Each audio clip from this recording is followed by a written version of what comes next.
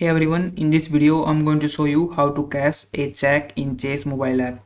So the first thing you need to do is open up your Chase app and log in with your username and password, and from there simply select deposit check option. This option is usually found on your main menu. So simply click on main menu icon and then look for deposit check option. After this, select the account where you want to deposit the funds, and once you do that, type the amount written on the check and then take the picture of check. So follow the app instruction to take a clear photo of the front and back of the check. Ensure the check is endorsed, typically with your signature, and for more deposit only. After this, you can double check the details and then simply click on submit button, and your check will be cashed out. So that is how you can cash a check in Chase mobile app. If you found this video helpful, please like this video and subscribe to my channel.